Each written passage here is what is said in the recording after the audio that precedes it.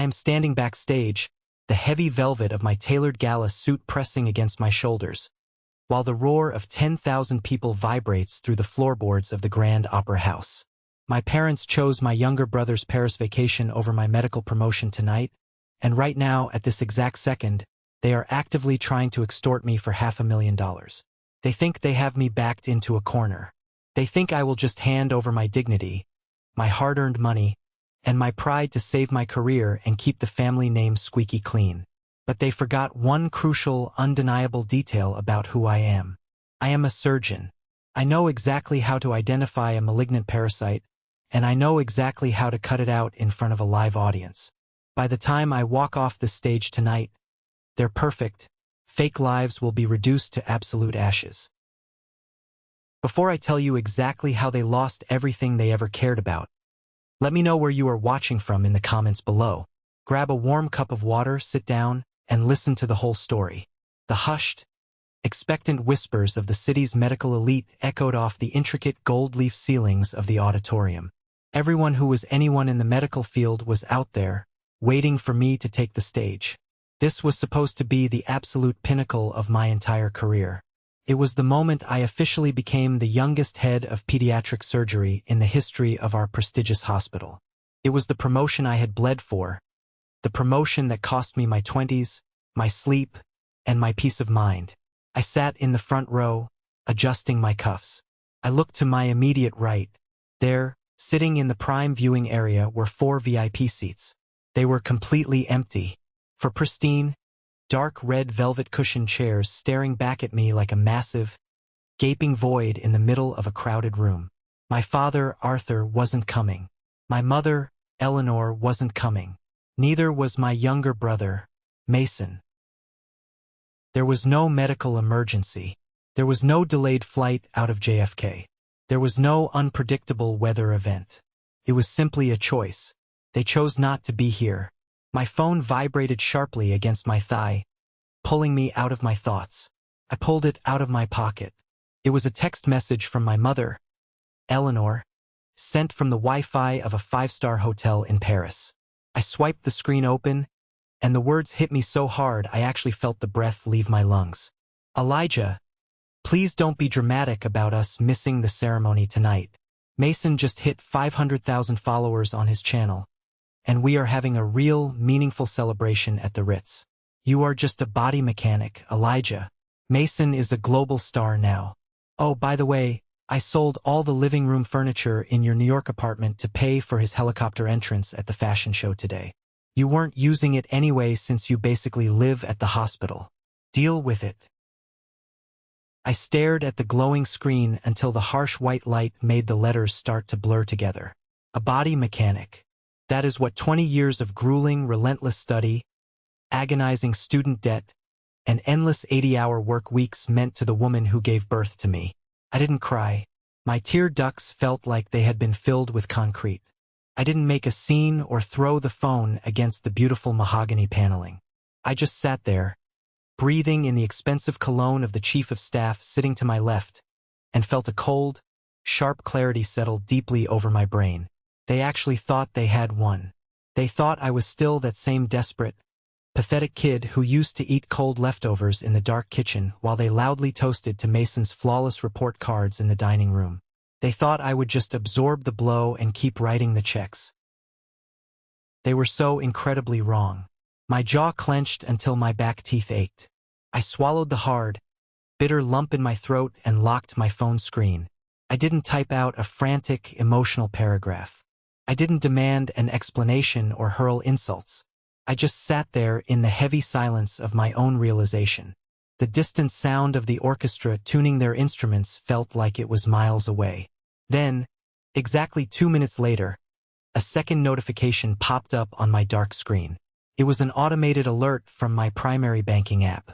I opened it with a steady, clinical hand. One single glance at the notification bell confirmed my absolute worst nightmare. A massive, catastrophic withdrawal notice was firmly attached to my primary savings and investment accounts. It wasn't just a standard withdrawal for a vacation. It was a complete structural financial drain. Everything I had built was gone. To truly understand how my own flesh and blood could bleed me dry without a single ounce of guilt, you have to understand the toxic, suffocating dynamic of the house I grew up in.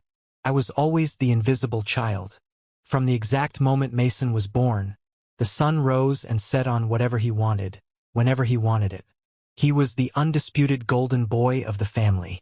If Mason decided he wanted a new electric guitar that he would inevitably abandon in a week, my parents bought the most expensive one in the store. If I needed a new, updated textbook for my advanced biology placement classes, my father told me to mow lawns all summer to afford it myself. I spent my entire childhood operating under a massive delusion. I always thought that if I just worked hard enough, if I got the best grades, if I became successful and wealthy enough, they would finally look at me with the same beaming pride they reserved exclusively for him. During my medical residency, I was working 100-hour weeks. I was a walking zombie, surviving entirely on stale vending machine coffee, stolen protein bars, and maybe 3 hours of broken sleep a night in the on-call room. But whenever I got my salary, a huge, unreasonable chunk of it went straight into Arthur and Eleanor's joint bank account. They always had a perfectly crafted excuse ready for me. The roof of the suburban house needed fixing. The property taxes were going up. Mason needed seed funding for his brand new startup idea that inevitably crashed and burned within 3 months. I paid it all. Every single time. I handed over my hard-earned salary thinking I was finally buying my way into their hearts. I thought I was proving my worth as a son. The absolute lowest point, the moment that should have opened my eyes forever, was at my grandmother's funeral. It was a miserable, rainy Tuesday in November, a day that should have brought us together in shared grief. But instead, my mother spent the entire church service adjusting Mason's designer black tie and introducing him to our wealthy, distant relatives. She paraded him around like a show pony, completely ignoring the absolute, undeniable fact that I was the one who had quietly handed my credit card to the funeral director to pay for the mahogany casket and the burial plot. I stood in the back of the room, dripping wet from the rain, watching them act like a perfect, wealthy family. I wasn't a son to them. I was a walking, breathing ATM machine. I was a built-in safety net for their endless delusions of grandeur. And all of that money I gave them, all of the sacrifices I made, were just warm-ups for the ultimate betrayal. My grandmother had left me something very specific before she died, and my father had just found a way to take that, too. I tapped the banking notification again, my thumb pressing so hard against the glass I thought it might crack. My heart was hammering a frantic, terrifying rhythm against my ribs. My father, Arthur, had been my legally appointed financial proxy for the last 3 years. I gave him that immense power during the absolute worst, most demanding years of my surgical residency. I barely had time to eat a hot meal or take a shower, let alone manage a complex, multi-tiered financial portfolio. He was a retired accountant. He offered to help. I trusted him because, despite everything, he was my dad.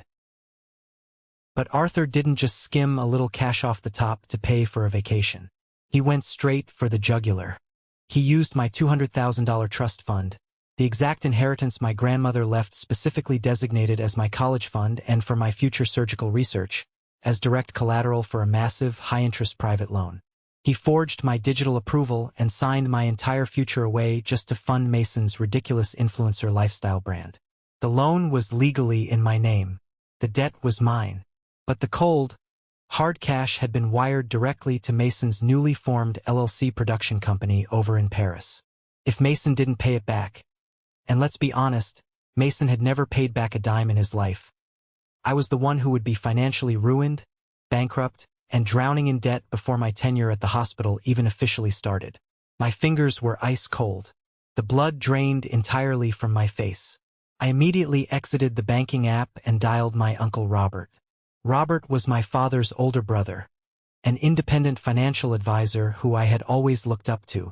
He handled all of our extended family's accounts, and he was the one who held the keys to the specific trust fund my grandmother left me.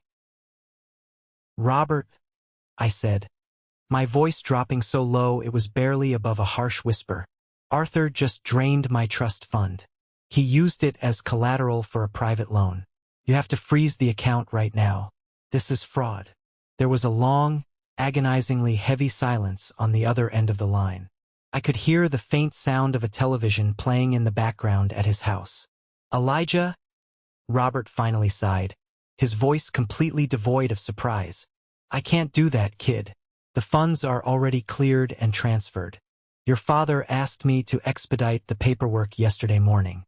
I'm the broker who secured the private loan. Arthur assured me you fully approved it to help with Mason's new international business venture." My stomach instantly dropped into my shoes. The air in the room suddenly felt incredibly thin, like breathing through a wet wool blanket. Robert took a cut. He processed a high-risk, high-interest loan using his own nephew's inheritance as collateral, just so he could pocket a fat broker's commission.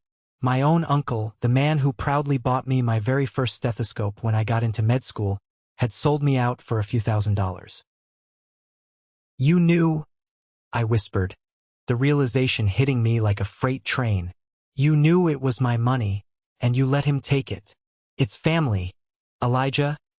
Robert deflected, his tone shifting from apologetic to defensive. "Mason needed the capital. You make a great salary now. You'll bounce back. Don't make a big legal mess out of this." I didn't say another word. I hung up the phone. The betrayal tasted like raw, bitter copper in the back of my mouth. I was completely surrounded by thieves. I sat there, gripping the edge of my seat, trying to process the sheer magnitude of the theft. I didn't throw a tantrum. I opened the Instagram app on my phone and typed Mason's handle into the search bar. I needed to see exactly what my $200,000 had bought. There it was, right at the top of his page. A fresh, highly edited live stream from the cobblestone streets of Paris. Mason was standing in front of a ridiculously expensive luxury hotel, wearing a designer suit that probably cost more than my first car, confidently popping a bottle of premium champagne. But the champagne wasn't what made my blood boil. Behind him, parked illegally on the sidewalk and gleaming under the Parisian streetlights, was a brand new, custom, matte black Porsche. He was laughing his signature, arrogant laugh, pointing his camera directly at the sleek hood of the sports car. "Big moves this year, guys," Mason yelled over the sound of the city traffic. "Huge thanks to the private investors who truly believe in the vision. We are taking over Europe." Private investors. He meant my stolen medical research funds. He meant the money my grandmother left me. I felt a sickening twist in my gut. I clicked away from his main profile and went to the stories of his personal assistant, Chloe. Chloe was a girl from our hometown. She was quiet, observant, and Mason paid her a ridiculous salary to basically hold his camera and fetch his coffee. She had just posted a quick, behind-the-scenes video of the interior of the Porsche, showing off the red leather seats. For a split second, the camera panned over the dashboard. My eyes caught something. I paused the video and zoomed in. Sitting right there on the passenger seat was the dealership financing paperwork. The buyer's name printed at the top wasn't Mason. The financing was secured under Arthur's shady shell company, completely backed by my stolen trust fund. Chloe knew. She handled all of his receipts. She knew exactly where that massive influx of cash came from. But she kept her mouth firmly shut to keep her cushy, high-paying job flying around Europe. I stared at the paused screen, tracing the outline of the Porsche with my eyes. My life savings. My grandmother's final legacy. The safety net I had built through years of blood, sweat, and sleepless nights. It had all been magically transformed into a flashy sports car for an overgrown man-child who had never worked a hard day in his entire life. They didn't just steal my money. They flaunted it in front of the entire world, confident that I would be too weak to do anything about it. I looked at the 4 empty VIP seats one last time. The heavy velvet suddenly looked ridiculous, like props in a terrible play. For the first time in my entire 32 years of life, the crushing weight on my shoulders didn't feel heavy anymore. The desperate, pathetic need to be loved and accepted by my parents completely vanished. It evaporated into thin air, instantly replaced by the cold, clinical precision of a surgeon diagnosing a highly aggressive terminal disease. They were a cancer, and it was time to cut them out.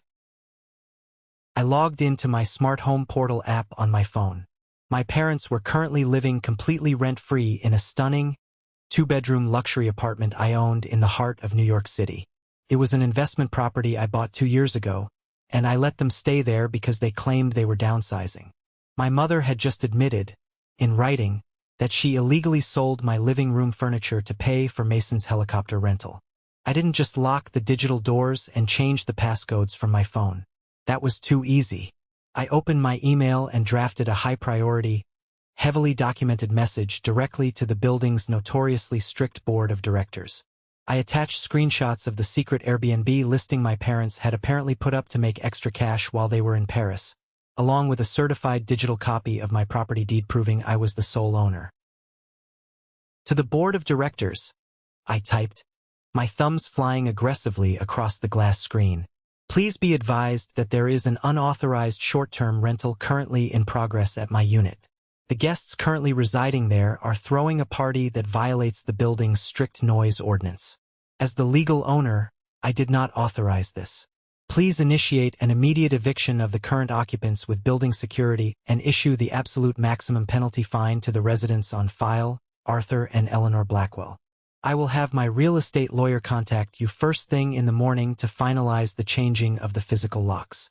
In New York City, those specific corporate building fines start at $50,000 and can result in an immediate ban from the premises. By the time Arthur and Eleanor took their first-class flight back to the States, they wouldn't just be locked out of a free place to live. They would be facing an absolute legal nightmare, massive fines, and a building association that had been looking for a solid reason to kick their arrogant attitudes out for months. Enjoy the room service at the Ritz while you can, Mom, I whispered into the empty space around me. It is the last time you will ever have a roof over your heads on my dime. As expected, Mason did not take the sudden eviction of his primary enablers very well.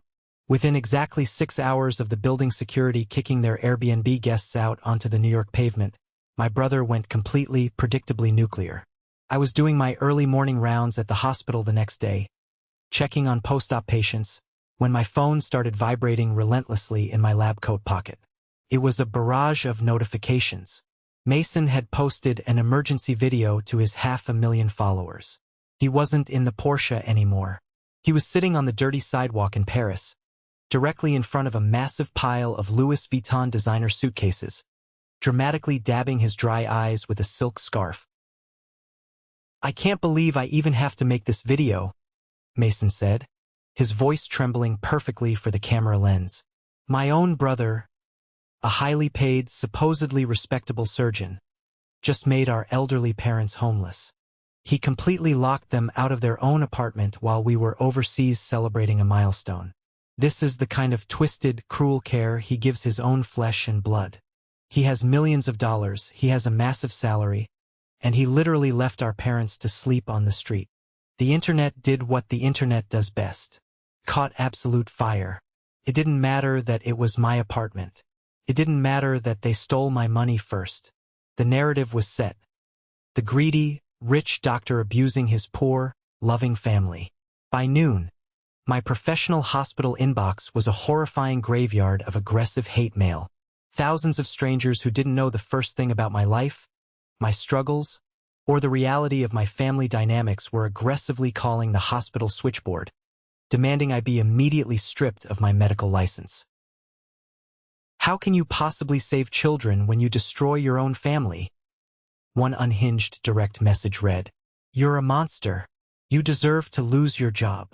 I stood alone in the doctor's break room, staring at my phone, watching the hateful notifications scroll by like a toxic digital landslide. The sheer, unadulterated audacity of it was breathtaking. They stole my inheritance, bought a luxury sports car, flaunted it online, and then flawlessly played the victim the second I stopped letting them use my multimillion-dollar property as an illegal hotel. The hospital administration immediately panicked. Medicine is a highly sensitive business built almost entirely on public trust and flawless reputation, and right now my name was completely radioactive. I was walking quickly down the brightly lit surgical wing, trying to ignore the stares of the nursing staff, when Dr. Evans deliberately cornered me. Evans was a senior rival surgeon.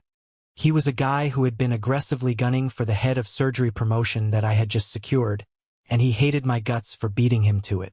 He stood blocking the hallway, a smug, predatory smile plastered across his face.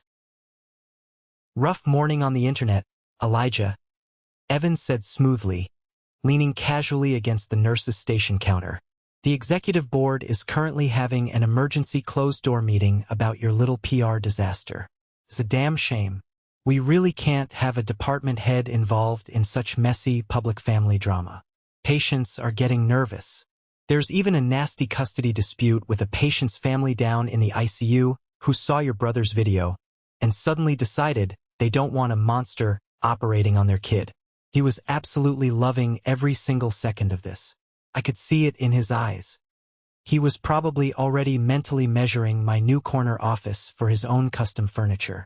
Before I could tell Evans to get out of my way, Sarah, my head surgical nurse and one of my only true allies in this building, stepped firmly between us. "Dr. Blackwell is urgently needed in or 3 for a bypass. Evans." "Go bother someone else," Sarah snapped, her voice sharp as a scalpel. She turned to me and handed me a thick patient chart, her eyes filled with quiet, fierce support. "Don't let these vultures break you, Elijah. Let the PR team handle the internet. You just do your job and save that kid." I nodded, gripping the metal clipboard so hard my knuckles turned white. I had a 12-year-old patient with a severe congenital heart defect lying on a table waiting for me. I couldn't afford to let Mason's digital circus distract my hands for even a microsecond. I scrubbed in, aggressively compartmentalized the chaos burning down my personal life, and spent the next 6 excruciating hours saving a child's life. But I knew the storm outside the operating room doors was only getting worse. When I finally pushed out of the swinging doors of the operating room and stripped off my bloody scrubs, I was physically and mentally drained. I collapsed into the heavy leather chair in my private office. My phone instantly rang. I glanced at the caller ID. It was my Aunt Beatrice. Beatrice was my mother's younger sister. She had recently gone through an incredibly bitter, highly publicized divorce and always appointed herself as the grand family peacemaker. Against my better judgment, I answered it. I was just too exhausted to fight another battle. "Elijah, honey, how are you holding up?" Beatrice's voice drifted through the speaker, dripping with a thick layer of manufactured, sugary sympathy. "I saw the terrible, nasty things people are saying about you online. It's just awful what the internet does to people. It's an absolute nightmare, Beatrice," I said, rubbing my throbbing temples. "They stole my trust fund. Arthur committed wire fraud." "I know, honey, I know," she cooed softly. "But Elijah, you have to remember, they are your parents. You only get one mother and father. You can't just throw them on the street over a misunderstanding about money. Mason is just a naive kid. You're the successful one. You make a huge, stable salary. Why don't you just be the bigger person, issue a public apology to calm the waters, wire them a little bit of money to tide them over in Paris, and make this whole public mess go away? You don't want to lose your big promotion over foolish pride, do you?" Something in her soothing tone felt incredibly off. It was too rehearsed, too incredibly clean. She wasn't listening. She was prompting me. Then I heard it, a very faint, metallic echo in the background of her audio. The distinct sound of a man clearing his throat. It sounded exactly like my father, Arthur. My blood ran completely cold. She wasn't calling to check on me. She had me on speakerphone. She was recording the phone call. They were trying to bait me into a trap, trying to get me to admit fault or better yet, say something angry, unhinged, and abusive so they could leak the audio to the press and force the hospital board to fire me immediately. My jaw clamped shut, a thick vein pulsing hard at my temple. I leaned closely into the microphone of my phone. "Beatrice," I said, my voice dropping into a perfectly calm, legally bulletproof register. "As a licensed medical professional, I cannot and will not condone massive financial fraud. Arthur committed a felony by draining my protected accounts without my consent. I will absolutely not apologize for protecting myself from criminal activity. Do not call me about this again. Have a good evening. I hit the end call button and tossed the phone onto my desk. The betrayal was total and absolute. There wasn't a single person in that entire bloodline I could trust. Exactly 10 minutes after I hung up on Beatrice, my phone chimed with a new audio message. It was a voice note from Eleanor. The pathetic facade of the innocent, victimized, homeless mother was completely, utterly gone. Her voice trembled with that deeply practiced, theatrical rage she used whenever she realized she was losing control of a situation. "You have completely ruined us, Elijah," she hissed fiercely through the tiny speaker. "Mason is losing his major brand sponsors because of your stubbornness. Your father's consulting partners are asking highly invasive questions because the bank officially froze his accounts. You think you're so incredibly smart with your little medical degree? Fix this right now. You go online and tell the internet you made a horrible mistake. Tell them you had a mental breakdown from stress. And then you will wire us $500,000 immediately for the severe emotional damage and public humiliation you've caused this family." She took a sharp breath before delivering the final blow. "If you don't do exactly what I say by tomorrow morning, we will sue you for every single penny you have. We will drag your name through civil court until you lose your medical license and everything you've ever worked for. Do not test me." I leaned back heavily in my chair, staring blankly at the ceiling. A $500,000 extortion demand, delivered straight to my personal device. They wanted me to publicly humiliate myself, completely ruin my professional credibility, and literally pay them for the privilege of doing it. I wasn't scared anymore. I wasn't even angry. I was purely, coldly analytical. See, my parents were boomers who thought they were criminal masterminds, but they forgot one very important, catastrophic detail about the modern world and the technology they relied on. Exactly 1 month ago, long before I ever knew about the fraudulent loan or the stolen trust fund, I had given Mason a brand new, fully loaded iPhone 15 Pro. I handed it to him at a family dinner and told him it was a personal gift from me to celebrate him hitting his first major follower milestone. He snatched it out of my hands without even a thank you. What I purposely didn't tell him, because he never bothered to ask how I got it so fast, was that I purchased the phone directly through my hospital's corporate telecom account to utilize a massive business discount to the telecommunications network, and legally speaking, that high-end phone wasn't a personal device belonging to an influencer named Mason. It was officially registered as a hospital asset. And as a senior department head who personally managed corporate equipment for my surgical team, I had full, unrestricted remote mobile device management access to it. I pulled my sleek corporate tablet out of my leather briefcase and quickly pulled up the IT admin dashboard. I wasn't doing anything illegal. I wasn't hacking into a private server. I was simply, legally, doing a routine security check on company property. I located the device ID for Mason's phone. With 3 quick, decisive clicks, I bypassed the user permissions and activated the screen mirroring function. My heart didn't even skip a single beat as Mason's deeply private digital world flashed brightly onto my high-definition screen. I sat entirely alone in the dark of my office, the blue light from the tablet illuminating my face. I watched in real time as a secure group chat popped up on the screen between the 3 of them. The chat was obnoxiously named Paris Moves. I watched the text bubbles appear as they typed. Arthur typed, "The crying video is working perfectly. My contact at the hospital says Elijah's administration is panicking. Evans just texted me secretly, says the board is seriously ready to suspend him pending an investigation." Mason replied instantly, "Good. I'm going to post another video tomorrow morning about him refusing to pay for mom's basic medical needs. Once the hospital board pressures him to settle to save their PR, we demand a $500,000 buyout just to go away quietly. We'll be back in a luxury penthouse by Christmas, and I can finally pay off the rest of the Porsche." Eleanor chimed in a second later. "I've already drafted the public apology document he has to sign. Make sure my lawyer looks it over. Elijah is so desperate for our approval. He'll do absolutely anything to stop the noise and keep his precious job. Just keep turning the screws, Arthur. He will break." I sat perfectly still, watching the digital cursors blink on the screen. I watched my own mother, father, and brother plot my complete professional and personal execution with the exact same casual, breezy tone they used to order brunch on a Sunday. They didn't just want my money. They wanted to consume my dignity. They wanted me permanently broken, begging on my knees for their scraps, paying their bills for the rest of my miserable life. I felt a cold shiver run swiftly down my spine, but it wasn't fear. It wasn't sadness. It was the exhilarating feeling of a surgeon who just located the exact, precise source of a deadly infection and knows exactly which scalpel to use to carve it out. "You want a show?"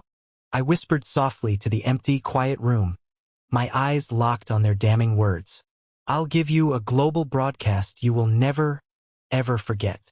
The night of the official hospital gala arrived, and the atmosphere in the Grand Opera House was suffocating. This was the exact same night I described to you at the very beginning of this story.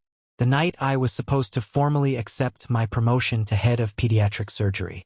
The air smelled of expensive catered food, dry champagne, and quiet judgment. Everyone in that massive room had seen Mason's crying video. Everyone had read the vicious comments online. I could feel the heavy, uncomfortable stares of my colleagues burning into the back of my neck. I was standing alone in the dimly lit backstage area, adjusting the cuffs of my suit, waiting for my name to be called. That was when Dr. Pierce walked up to me. She was the retiring head of surgery, my personal mentor, and the closest thing I had to a real mother. She didn't offer a warm hug or a congratulatory smile. Her face was set in a grim, tight line.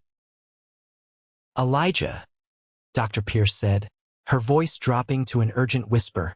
"I just came from a closed-door meeting with Chairman Davis and the hospital board. They are extremely nervous about this public relations nightmare. The hospital relies on public donations. Evans is actively pushing them to suspend your promotion tonight. Davis wants you to go out there, make a brief statement apologizing for the family dispute, and promise a swift resolution. If you don't kill this fire right now, they will pull the offer." I looked at the woman who had taught me how to hold a scalpel. She looked genuinely worried for me. She thought my career was over. "I am going to resolve it, Dr. Pierce," I said, my voice completely steady. "I am going to give Chairman Davis and the entire board a statement they will never, ever forget." I reached into my leather briefcase and pulled out the hospital-issued tablet.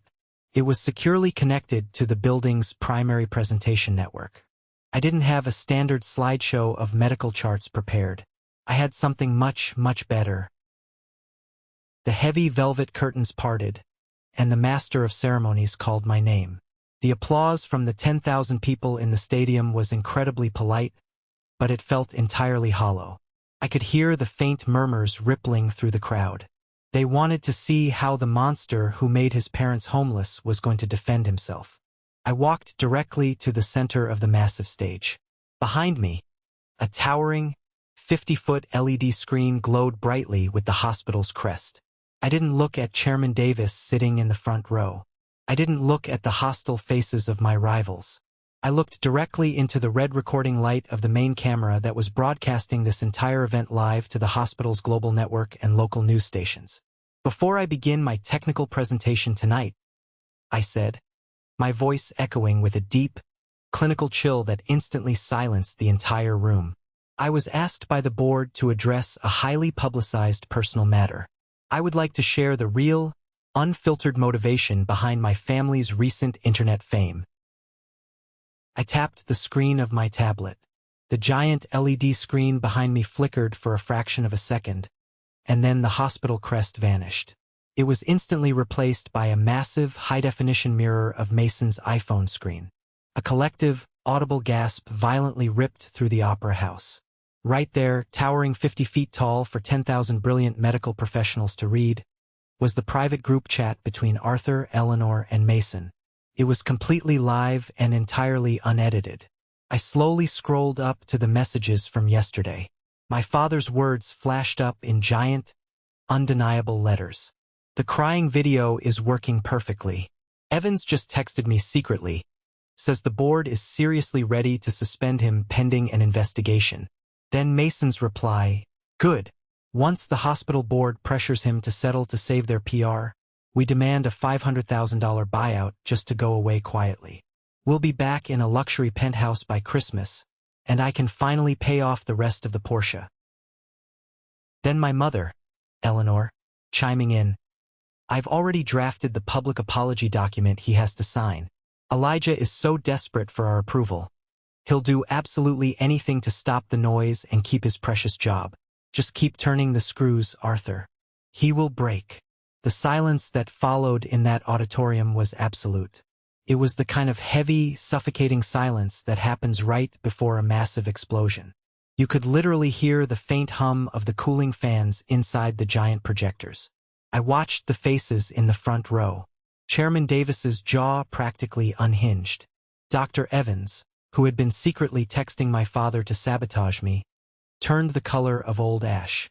I slowly turned my back to the stunned audience and looked up at the giant screen, at the greedy, toxic words written by the very people who had raised me. Then I turned back to the microphone. "My family couldn't be here tonight," I told the silent room, my tone as flat and objective as a surgical report. "They are currently in Paris, celebrating my brother's social media success. They are driving a brand new sports car purchased with $200,000 they fraudulently stole from my medical trust fund, a fund my grandmother left as my college fund and inheritance. They thought my hard-earned career was a hostage they could use for a massive payday." I looked dead into the main broadcast camera. I knew, without a shadow of a doubt, that someone in Paris was watching this live stream. "Arthur, Eleanor, Mason," I said, my voice cutting through the quiet auditorium like a diamond blade. "I genuinely hope the champagne at the Ritz was worth it. Because while you were busy plotting my total professional downfall, you forgot one very important detail. I am a surgeon. I know exactly how to cut out a parasite before it kills the host. As of yesterday, the building board finalized your eviction. You have no home. The bank has been notified of the wire fraud. You have no credit. And as of tonight, everyone knows exactly who you are. You have no audience." I reached down and calmly turned off the tablet screen. The hospital crest reappeared. For 5 agonizing seconds, nobody moved. Then, Chairman Davis slowly stood up from his front row seat and started clapping. A second later, Dr. Pierce stood up. Then the entire front row. Within 10 seconds, the stadium absolutely erupted. It wasn't just polite applause. It was a deafening roar of sheer vindication that physically shook the wooden floorboards beneath my expensive shoes. I didn't smile. I didn't gloat. I just adjusted my suit jacket, pulled out my actual medical notes, and began my lecture on pediatric cardiology. The trash had finally been taken out. Now it was time to save lives.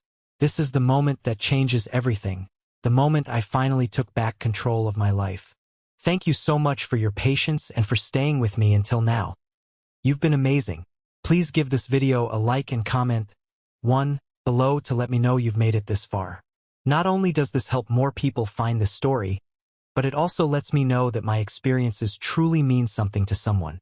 Your support is my greatest motivation to keep sharing the rest of this journey. The immediate aftermath of the gala wasn't just a quiet victory. It was a rapid, systematic demolition of my family's entire fake reality. The internet is a highly unpredictable beast, and it absolutely loves a spectacular villain downfall. Within minutes of my presentation ending, clips of the giant LED screen were plastered all over every major social media platform. The court of public opinion violently turned against them. Mason's comment sections were instantly flooded with thousands of people calling him a fraud, a thief, and an extortionist. The luxury fashion brands that had sponsored his Paris trip dropped him before the sun even came up. They publicly severed ties, citing breach of morality clauses in his contracts. The financial fallout was even faster. My lawyer moved with lethal efficiency. Armed with the irrefutable proof of the stolen inheritance and the group chat planning extortion, we officially filed charges for wire fraud and identity theft. The bank immediately froze Arthur's primary accounts and his shady shell company. They were stuck in Paris.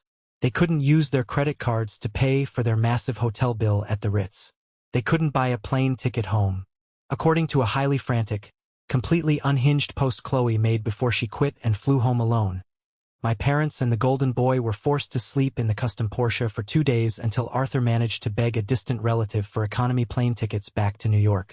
Even Uncle Robert, the financial advisor who brokered the fraudulent loan, found himself under immediate investigation by the state licensing board. He tried to call me a dozen times to apologize and backpedal, claiming he was tricked by Arthur. I blocked his number. I didn't have time for rats abandoning a sinking ship. A week later, I was sitting quietly in my newly assigned corner office. The brass plaque on the door officially read, Elijah Blackwell, head of pediatric surgery. The hospital board had unanimously approved my promotion the morning after the gala. Even Dr. Evans had quietly requested a transfer to a different hospital in another state because the entire staff completely ostracized him for his role in the sabotage. My desk phone rang. It was a direct line from the hospital reception. Dr. Blackwell, the receptionist said nervously, your father is on line 1. He says it is a severe family emergency. I took a slow breath and pressed the blinking button. Speak. Elijah. Arthur's voice came through the speaker. He didn't sound like the arrogant, demanding patriarch anymore. He sounded old, broken, and terrified. Please, son, you have to call off your lawyer. The bank is foreclosing on the suburban house. Mason is having panic attacks. We have absolutely nothing left. You made your point. You humiliated us. But we are still your family. We gave you life. You can't just abandon us like this. It was the same manipulative script they had used my entire life. The manufactured guilt. The demand for unconditional loyalty while offering absolutely none in return. Arthur, I said, leaning back in my chair and looking out the window at the city skyline. You lost the right to use the word family the day you forged my signature to steal my future. You made a series of calculated, criminal business decisions, and now you are experiencing the absolute consequences of those decisions. My lawyer handles all of my communications now. If you ever attempt to contact me, approach my home, or step foot in this hospital again, I will have you arrested for criminal harassment. Have a nice life. I hung up the phone. I didn't feel a single ounce of guilt. I just felt clean. I had firmly established an impenetrable steel boundary around my life, and nobody was ever going to cross it again. 2 incredibly peaceful years passed. I completely scrubbed every single trace of the toxic family legacy from my life. I legally changed my last name, dropping my father's surname entirely. I moved out of the city and bought a sleek, modern glass-walled house perched on a cliff overlooking the ocean. It was my sanctuary. My career skyrocketed. Without the massive, constant financial drain of supporting Arthur, Eleanor, and Mason, my bank accounts grew exponentially. But more importantly, my soul finally healed. I realized that blood does not automatically make someone family. Loyalty, respect, and shared sacrifice do. My surgical team became my real siblings. We fought for patients together, we celebrated victories together, and we supported each other through losses. Dr. Pierce became the grandmother I actually deserved. I spent holidays hosting massive dinners for my colleagues, surrounded by people who didn't want a single dime from me. They just wanted my company. I hadn't spoken a single word to my former family in 24 months. I didn't need to check up on them. The quiet news filtering through the grapevine about Arthur declaring personal bankruptcy was enough of a status update for me. I thought the nightmare was permanently over. I was wrong. Desperation makes people do incredibly dangerous things. It was a rainy Tuesday afternoon. I was wrapping up my final consultation at my private clinic when the front desk nurse buzzed my office. Dr. Blackwell, there is a woman here demanding to see you. She says she is your mother. She looks extremely unwell. I froze. I walked out to the waiting room. Eleanor was standing there, clutching a thick manila folder to her chest. She looked like an absolute ghost of the arrogant woman she used to be. Her expensive designer suit was at least 4 seasons old and visibly frayed at the cuffs. She looked gaunt, her skin sallow and pale under the harsh fluorescent hospital lights. When she saw me, she didn't scream or demand money. She just started to visibly shake.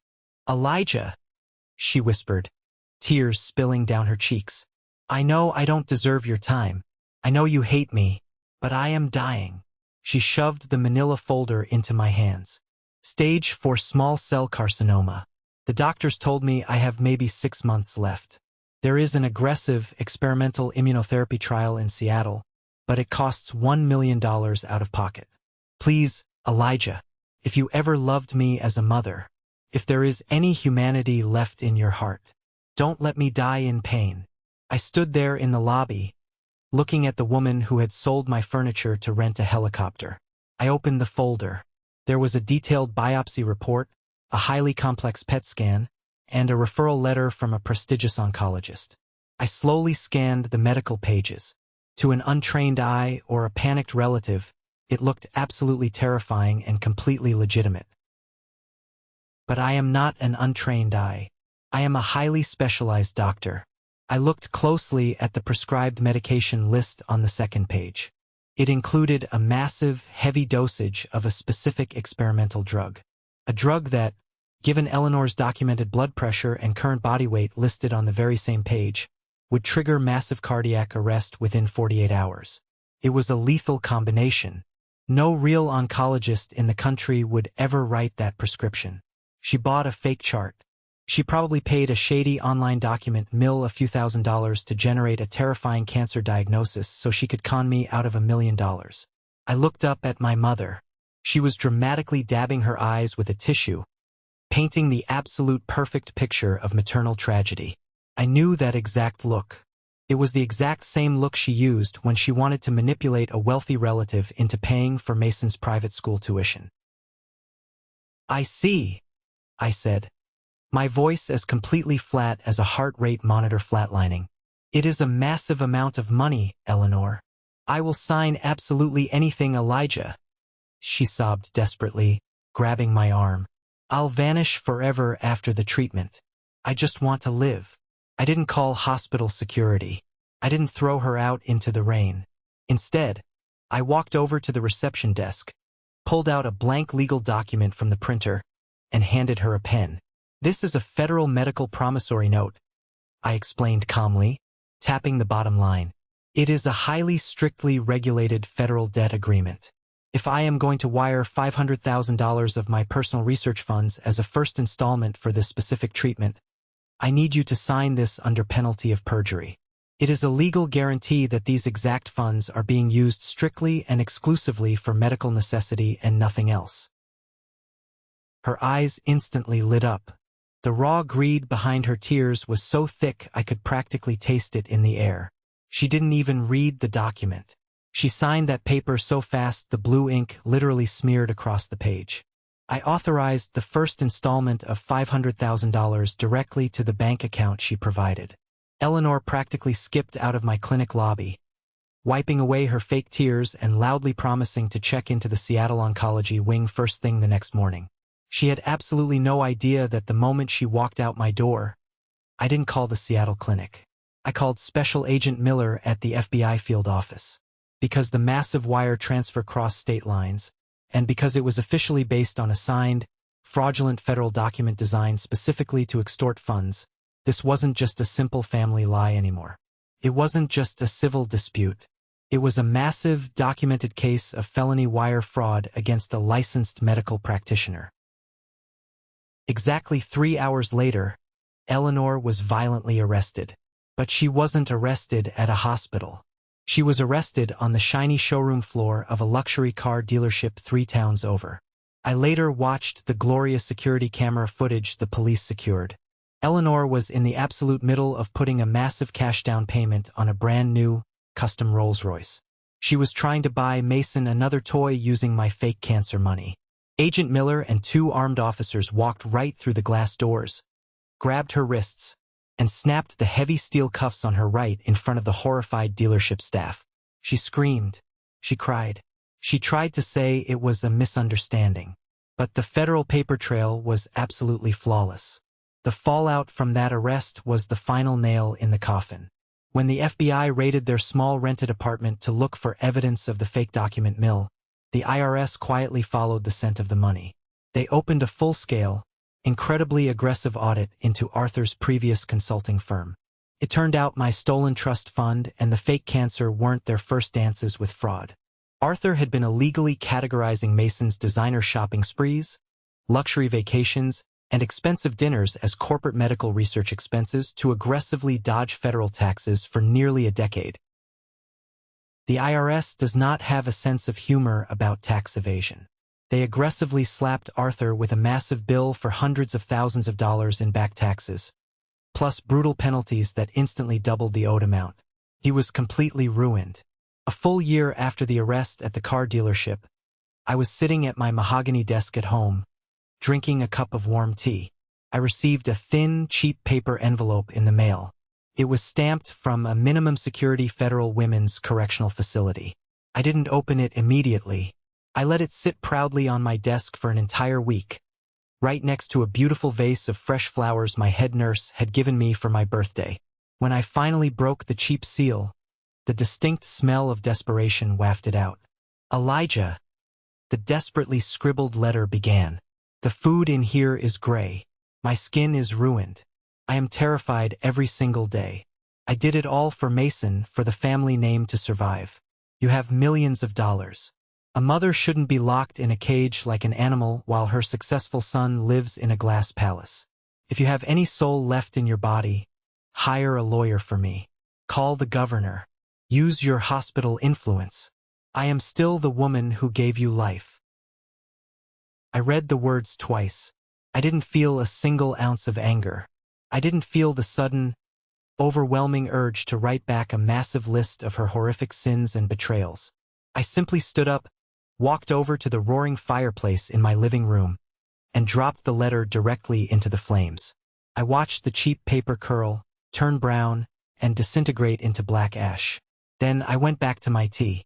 Indifference is a much, much more powerful weapon than hate. Hate means you still care. Indifference means they no longer exist in your reality. Today, my life is filled with incredible people who do not share a single drop of my blood, but who would absolutely bleed for me. We don't keep score. We don't demand money. We don't manipulate. We just have profound mutual respect. I am 34 years old, and I am finally truly free. If you are watching this video right now, and you are the person currently sitting at the lonely end of the table, constantly begging for the approval of people who only see you as a bank account, please listen to me carefully. Blood does not automatically make you a family. Unwavering loyalty does. You are not a failure, and you are certainly not a body mechanic just because the toxic people who raised you are too small-minded to see your brilliant light. You are absolutely allowed to walk away from anyone who views your hard-earned success as their personal ATM machine. Trust is earned through actions, not inherited through birth certificates. And sometimes the most profound, life-saving surgery you will ever perform in your entire life is the one where you finally find the courage to cut your own toxic family out of your life forever. Don't wait around for them to miraculously love you. Build your own empire, protect your deep peace with a solid paper trail, and never, ever look back. Because the absolute best revenge isn't a loud, screaming argument. It is living a life so brilliant, so successful, and so peaceful that they aren't even allowed to watch the live stream. Thank you for sticking around and listening to my story. I hope this resonated with you in some way. Family dynamics can be incredibly complicated, and walking away is never an easy choice, but sometimes it is the only way to survive. Have you ever found yourself in a similar situation where you had to cut ties for your own sanity? Let me know down in the comments. Also, if you are hearing my voice right now, that means you made it to the very end of the video. I want to try something special. Please comment the letter W below. It stands for winner. This is our secret code for the 1% Club, the incredible group of winners who actually have the attention span to watch a story all the way to the final second. It lets me know exactly who my true supporters are. If you enjoyed this story, please hit that like button and follow the channel so we can continue on this journey together. I have a lot more stories to share with you. See you in the next one. Yes, I stood there and watched the cheap paper curl, turn brown, and quickly disintegrate into useless black ash. Then I calmly went back to my tea. Indifference is a much, much more powerful weapon than hate. Hate means you still care. Hate means they still have a hook in your heart. Complete indifference means they no longer exist in your reality. They are nothing. Today, my beautiful life is filled with incredible, supportive people who do not share a single drop of my blood, but who would absolutely bleed for me if I needed them to. We don't constantly keep score. We don't demand money. We don't manipulate each other for luxury cars or vacations. We just have profound, deep, mutual respect. I am 34 years old. I am at the absolute top of my field, and I am finally truly free. If you are watching this video right now, and you are the person currently sitting quietly at the lonely end of the dinner table, constantly and desperately begging for the bare minimum approval of people who only see you as a convenient bank account, please listen to me carefully. Blood does not automatically make you a family. Unwavering, tested loyalty does. You are not a failure, you are not a disappointment, and you are certainly not just a body mechanic, just because the toxic, broken people who raised you are too small-minded and greedy to see your brilliant light. You are absolutely, unconditionally allowed to walk away from anyone who views your hard-earned success and your salary as their personal ATM machine.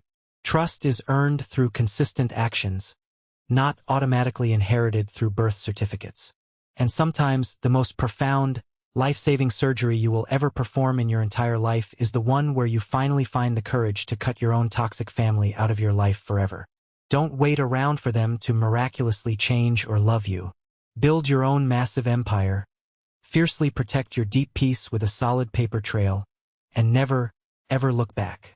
Because the absolute best revenge isn't a loud, screaming argument.